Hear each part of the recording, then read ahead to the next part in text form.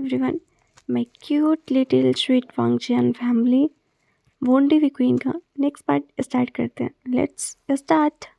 सभी राजकुमार कुछ देर के लिए विंग के कमरे में रुके। जे ने विंग के घाव पर कुछ हर्बल पेस्ट लगाया, जबकि हनल वहीं खड़ा था। वहीं एजिन और युवान एक दूसरे के साथ खेल रहे थे, विंग को हंसा रहे थे। सिजोई पहले ही किसी काम से निकल चुका था और हैक्वान भी आया और विंग को देखकर चला गया। और जैसा कि विंग और वांगजी ने योजना बनाई थी, वांगजी एक बहुत अच्छे भाव के साथ कमरे से बाहर आया। यह एक क्रोधित और तिरस्कारपूर्ण भाव था। रात के समय जैस्मिन पवेलियन में एंगशी अपने पीछे 2 नौकरानियों के साथ कमरे में दाखिल हुई। उन्होंने बिस्तर बनाना शुरू कर दिया, जबकि एंगशी ने विंग को उसके जले हुए निशानों पर पेस्ट लगाने में मदद की। एंगशी ये सोचकर थोड़ा उलझन में थी कि विंग ने अचानक अपना चेहरा ढकने के लिए घूंघट क्यों पहन लिया। आखिरकार उसके चेहरे को कुछ नहीं हुआ है। फिर भी एंगशी ने विंग की ओर देखते हुए कहा, क्या हमें किंग के आने के लिए अतिरिक्त बिस्तर की व्यवस्था करनी चाहिए? विंग अपने विचार से बाहर आया। तभी एंगशी ने पूछा, क्या किंग आज रात आ सकते हैं? विंग ने सैडली चुटकुल किया। विंग ने सैड होते हुए कहा, वह वॉर नहीं आएंगे। एंगशी फ्रोन हो गई और उसके ओर भौहें उठाकर देखी और पूछा, अचानक क्या हुआ? विंग ने जल्दी से अपने आंसू पोंछते हुए कहा, नहीं, कुछ नहीं। एंगशी उसे अविश्वसनीय भाव से विंग की ओर देख रही थी और अपने मन में सोची, आप चाहे जो भी हो, आप उन लोगों में से नहीं हैं जो किंग के लिए रोएंगे। अब आप क्या प्लानिंग कर रहे हैं काका? वहीं विंग ने अपने चेहरे पर अपनी हथेली रगड़ी और उस नौकरानी को देखा जो बिस्तर बना रही थी। लेकिन उसे देखने वाला कोई व्यक्ति समझ जाएगा कि वह सुन रही है कि विंग और एंगशी सीधे कान से क्या कह रहे हैं। वह मुस्कुराहट और विंग द्वारा अनदेखा किया गया था। विंग भी मुस्कुराया और उसे क्रोधी हुई परित्यक्त पत्नी की तरह अपना भाव बदलने में 1 सेकंड नहीं लगा और उसने मुस्कुराहट से अपने मन में बोला, चूहा पकड़ा गया।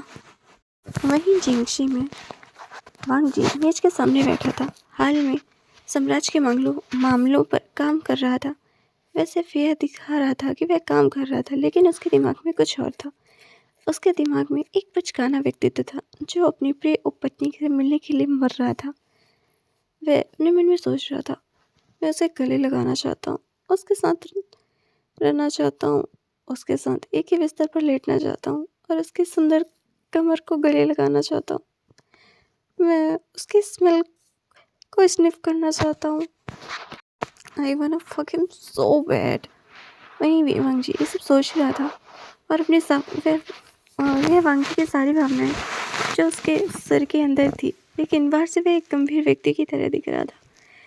अपने काम में बहुत गंभीर था। भले ही भूकंप आ जाए, वह अपना काम खत्म करने से पहले हिलेगा नहीं।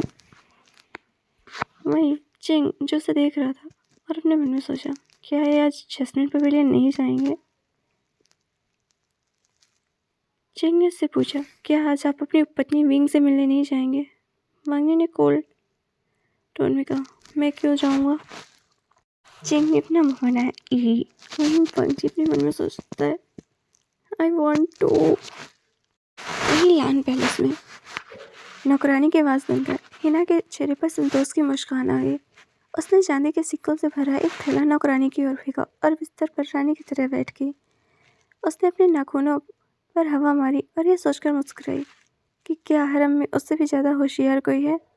यहाँ तक कि हरम की मालकिन ने भी उससे मदद मांगी।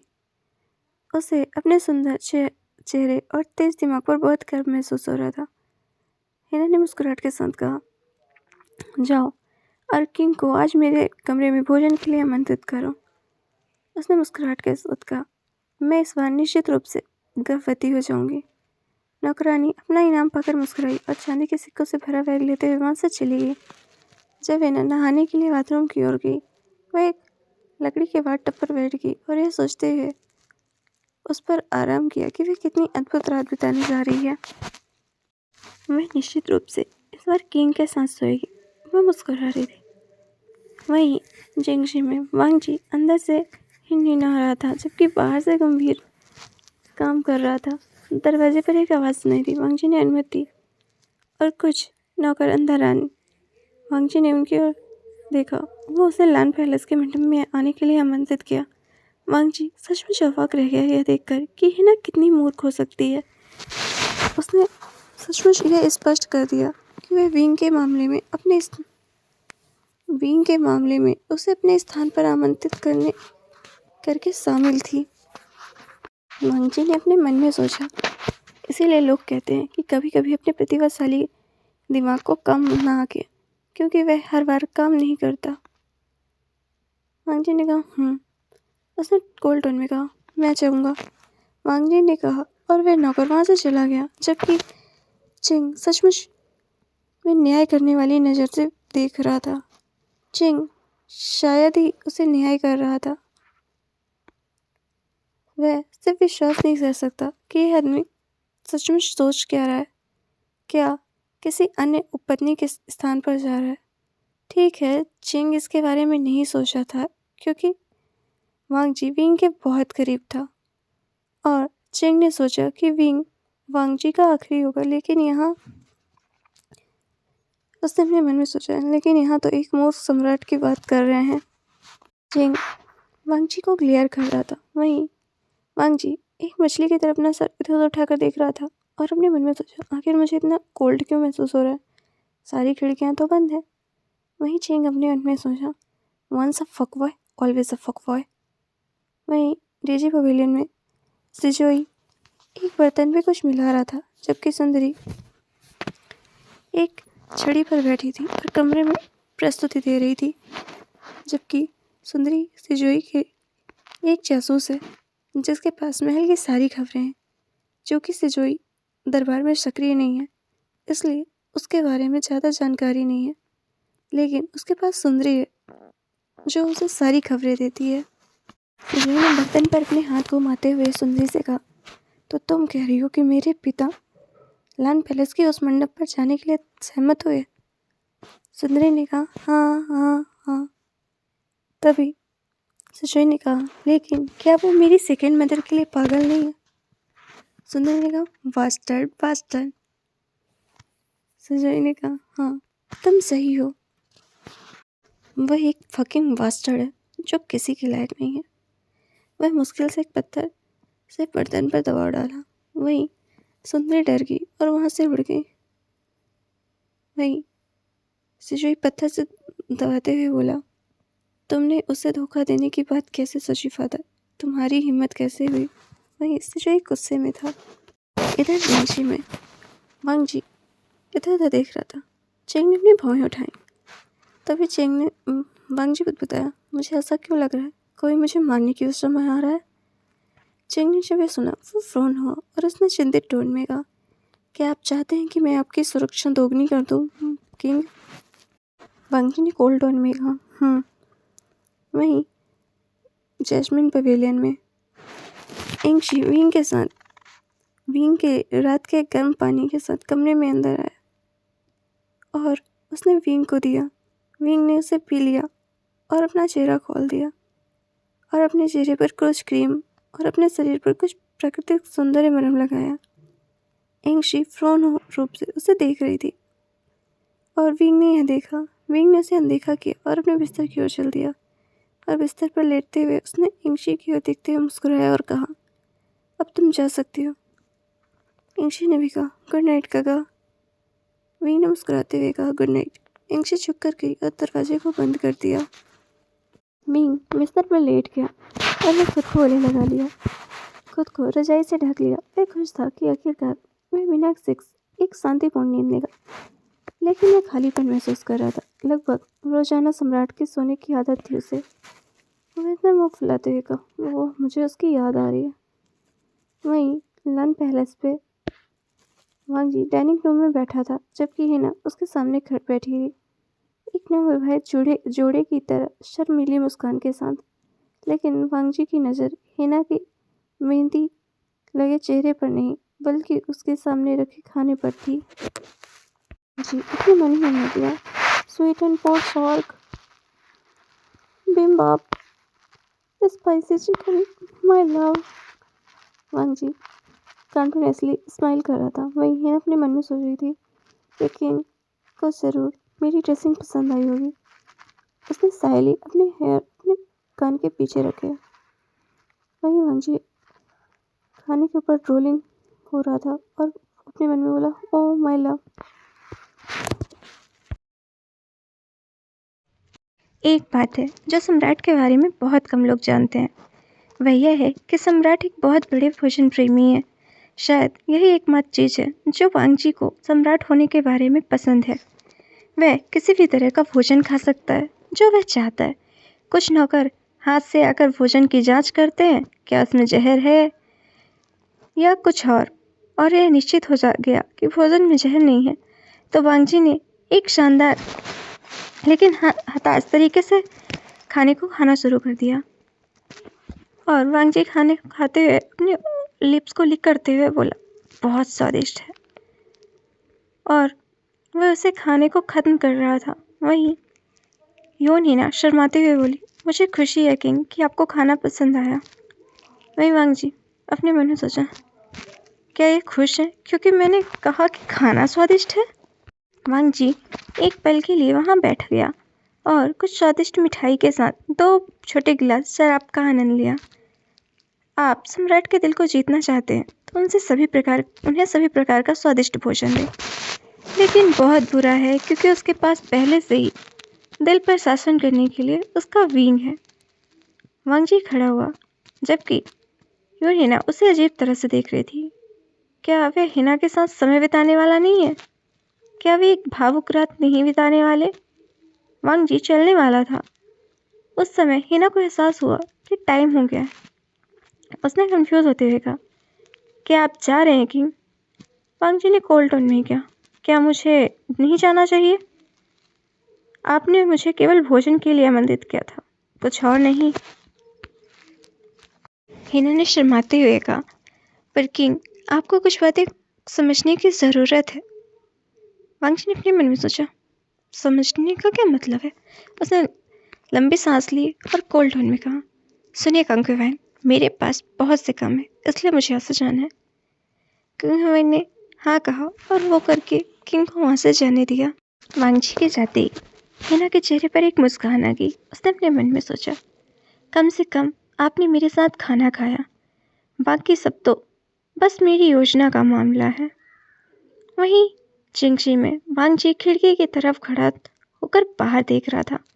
ऐसा लग रहा था कि बारिश होने वाली है और इस बरसात की रात में वह विंग को बेवजह परेशान नहीं करना चाहता। वो तो बस चाहता है विंग उसके पास हो, उसके साथ हो। वहीं जैस्मिन पवेलियन में विंग कम्बल को लगाते हुए अपने मन में बोला, काश कि वह मुझे इस पर पीछे से हक करता और मैं शांति से सो सकता। वहीं मध्य रात्रि के समय जिंगशी में वांग जी बिस्तर पर करवटें बदलता रहा क्योंकि उसे नींद नहीं आ रही थी। वांग जी जाग गया और अपनी अलमारी की ओर चला गया। उसने उसे खोला और अपनी गुप्त नाइट आउट ड्रेस ले ली, जो तब वह पहनता था जब वह एक आम आदमी की तरह कपड़े पहनकर शहर में घूमता था। वांग जी ड्रेसिंग टेबल के पर्दे से पीछे छिप गया और जियांग चेंग से पूछा, जिसने तुरंत कमरे में प्रवेश किया और वांग जी को भ्रमित रूप से देख रहा था क्योंकि उनके पास आज रात बाहर जाने की योजना नहीं थी और बाहर भारी बारिश हो रही थी। वांग जी ने अपना चेहरा ढकने के लिए घूंघट को पहने हुआ था। चिंग ने भ्रामक रूप से पूछा, किंग? वांग जी ने गंभीर टोन में कहा, मुझे कुछ काम है, किसी को पता नहीं चलना चाहिए कि मैं आज रात बाहर था। चिंग ने हाँ में अपना सिर हिलाया। उसने मन में सोचा, यह जरूर रूप से कोई गंभीर बात होगी। उसने अपने चेस्ट पर हाथ रखते हुए कहा, मैं निश्चित रूप से इसका किसी को पता नहीं चलने दूंगा। वांग जी ने हूँ कहा और पीछे खिड़की की ओर से बाहर चला गया। चिंग बिस्तर पर बैठ गया और अपने गालों पर अपनी हथेली रखते हुए सोचने लगा कि आखिर ऐसी कौन सी जरूरी और महत्वपूर्ण बात होगी कि किंग इतनी जल्दी में बाहर गए कि अगर तभी उसे पता चला कि वह क्या महत्वपूर्ण बात हो सकती है। वहीं इधर जैस्मिन पवेलियन में विंग की नींद तब टूटी जब उसने अपने पीछे किसी की मौजूदगी महसूस की। विंग ने अपनी आंखें खोली और तकिए को पकड़ लिया। क्या कोई इसे मारने के लिए यहाँ है? नहीं, ऐसा नहीं हो सकता। उसने किसी के साथ कितनी गंभीर दुश्मनी नहीं की, लेकिन अगर कोई वास्तव में उसे मारने के इरादे से है तो वह मर चुका है, क्योंकि वह बर्बर हो सकता है। कुछ लोगों को बहुत परेशान करने वाला है। सम्राट और राजकुमारों को अपने पास रखने के लिए सबसे अच्छा हो सकता है और दिमागी खेल में भी बहुत अच्छा है, लेकिन फिर भी वह लड़ाई का यफ नहीं जानता।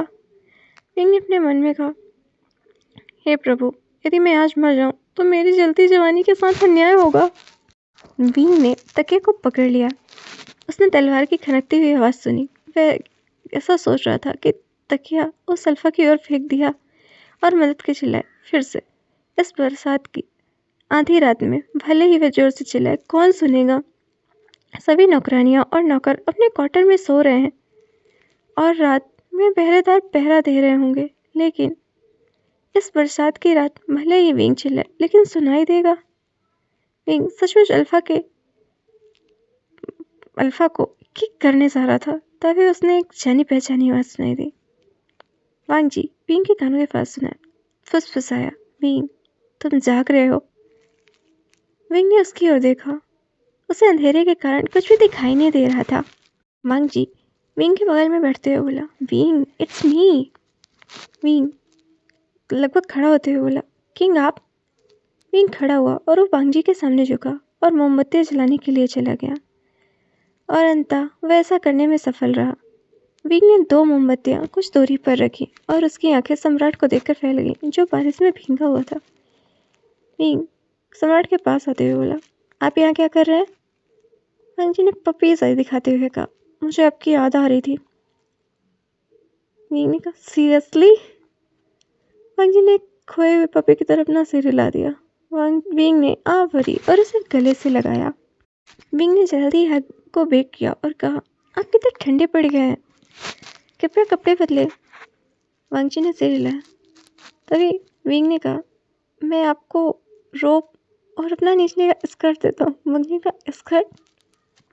तो विंग उसकी ओर देखते हुए बोला, तो आप एक ओमेगा के कमरे में पैंट की उम्मीद तो नहीं कर सकते ना?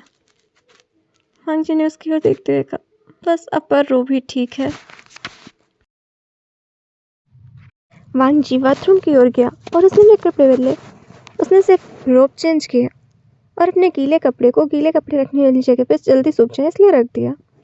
वांग जी अपने गीले वालों को कपड़े के टुकड़े से पोंछते हुए बाथरूम से बाहर आया और विंग बेशर्मी से अपने सामने खड़े इस हैंडसम मैन को देख रहा था। वांग जी एकदम उसे हॉट मील की तरह लग रहा था, जबकि विंग एक हंग्री वेस्ट की तरह। वांग जी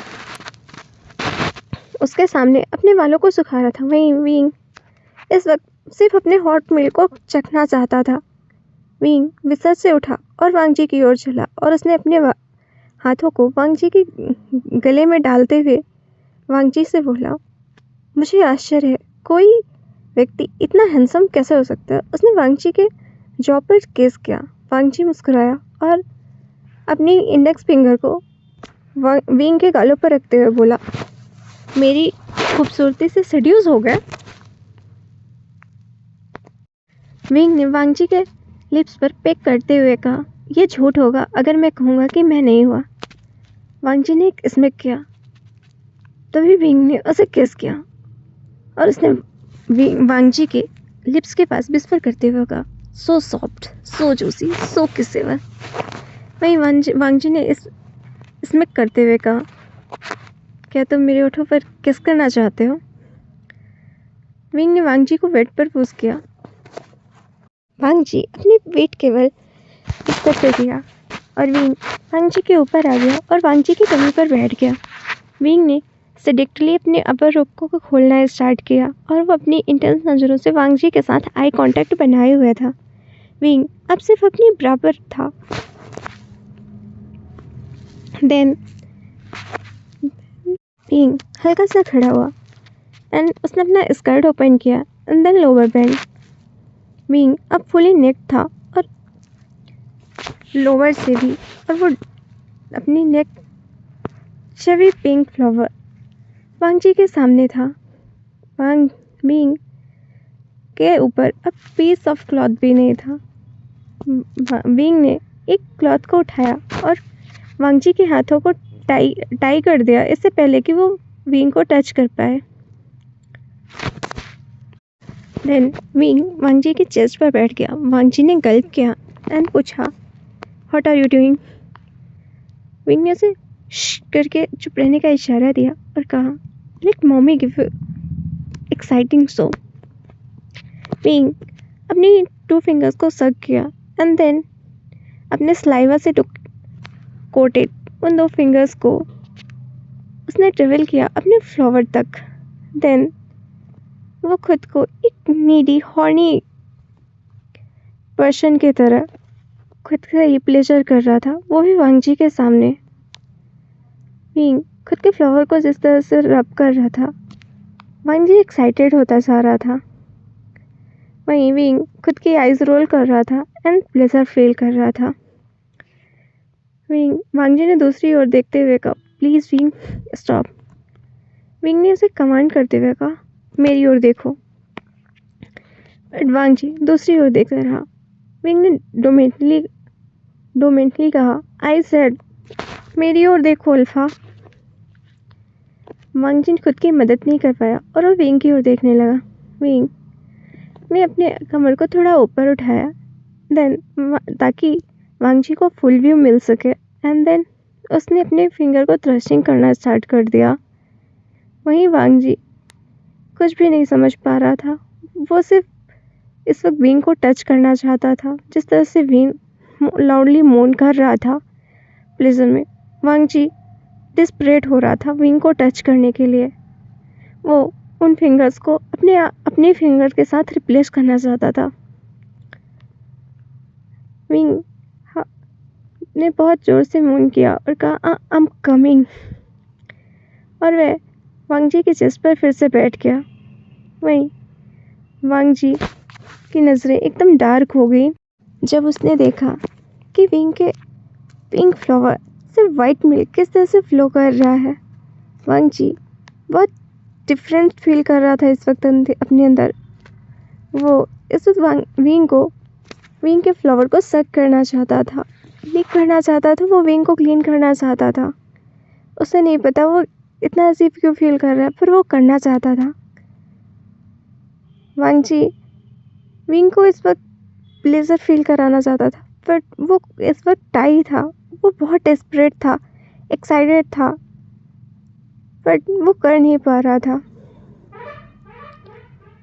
विंग ने अपने हाथ को वांग जी के चेस्ट पर प्लेस किया। वांग जी ने डिस्परेट होते हुए कहा, प्लीज़ अनटाई मी। विंग वांग जी के ऊपर लीन हुआ और उसने अपने आप को वांग जी के हार्ड चेस्ट पर रब करना स्टार्ट कर दिया।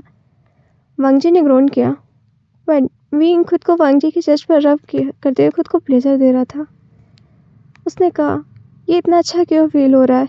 वहीं वो वांग जी पर खुद को ही फील करते हुए खुद को रब कर रहा था और वांग जी किसी डिस्परेट पर्सन की तरह बस विंग को देखे जा रहा था। उसने टेज करते हुए कहा, मॉमी तुम खुद को सेटिस्फाई नहीं कर पाओगे, प्लीज़ मुझे अनटाई करो।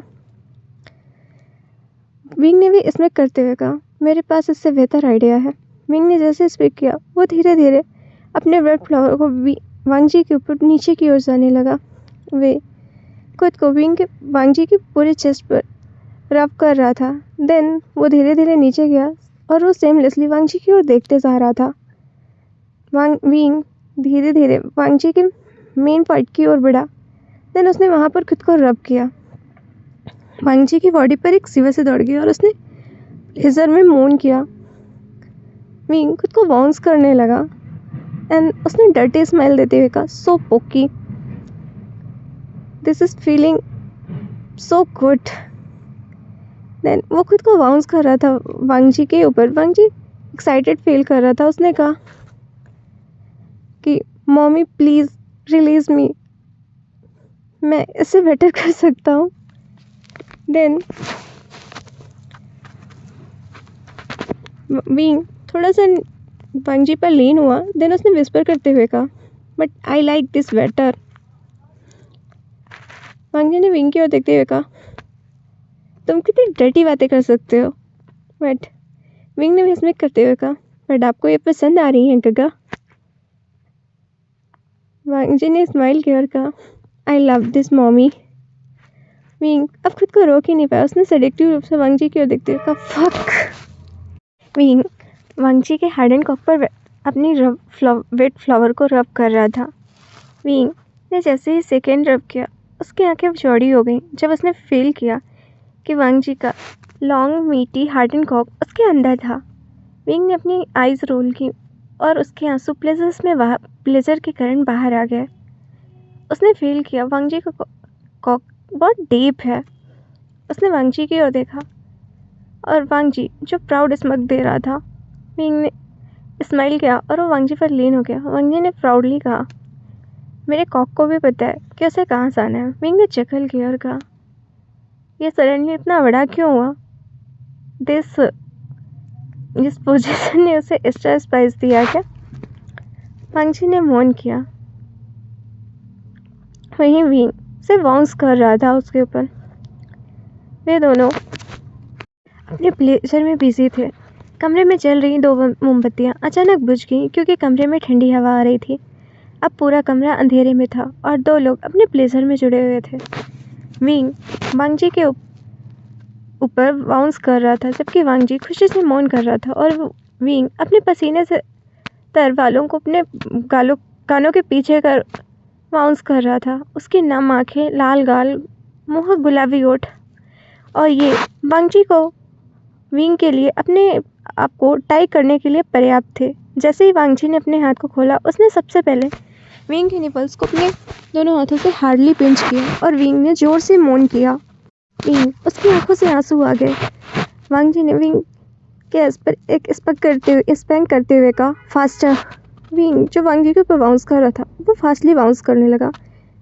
वहीं कमरे से बाहर गार्ड्स ने पूछा, क्या हमने कुछ सुना। तो दूसरे गार्ड ने कहा, गर्जना हो रही है।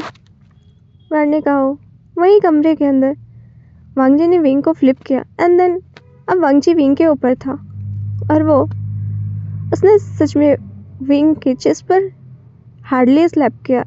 देन उसने विंग को अपने हाथों के बीच में केस किया और उसका हैंग्री बीस्ट अब ऑन था। विंग बस प्लेजर में क्राइंग कर रहा था।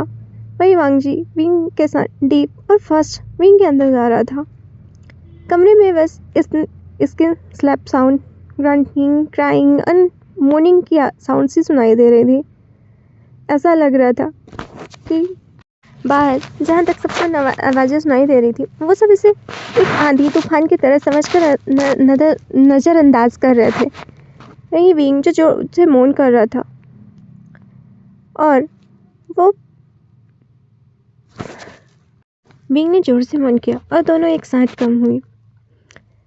वांग जी ने अपने कॉक को विंग के फ्लोर से बाहर किया और दोनों एक दूसरे के बगल में लेट गए और जोर जोर से सांसें ले रहे थे, जैसे उन्होंने कभी कोई मैराथन दौड़ना बंद किया हो। कुछ देर बाद कमरा शांत हो गया। सभी चुप हो गए। केवल आंधी की आवाज़ सुनाई दे रही थी। विंग ने पलट कर देखा। वांग जी ने भी उसे गले लगा लिया और वहीं वो दोनों एक दूसरे को हग किए हुए एक दूसरे के साथ लेटे हुए थे। विंग की लेग्स अभी भी वांग जी के कमर के ऊपर ही थी। वो दोनों बस एक दूसरे की ओर देख ही रहे थे और तभी अचानक से फिर बिजली चमकी और एक कड़क आवाज़ सुनाई दी। वहीं वांग जी ने फिर से खुद को विंग के अंदर किया और वो दोनों फिर से अपने प्लेसेस में डूब गए। और इसी तरह ये पूरी रात एक स्ट्रीमी नाइट की तरह गुजर गई। अगली सुबह जैस्मिन पवेलियन में विंग और वांग जी धीरे से अपनी आंखें खोली जब उन्होंने एक घंटी बजने की आवाज़ कुछ सुनी। इसका मतलब है कि सुबह हो चुकी है। विंग ने फिर अपनी आंखें बंद कर ली और वो वांग जी की चिट से चिपक गया, जबकि वांग जी ने विंग को कमर से खींचते हुए उसे अपने और करीब किया। दोनों के पैर कंबल के अंदर एक दूसरे से उलझे हुए थे।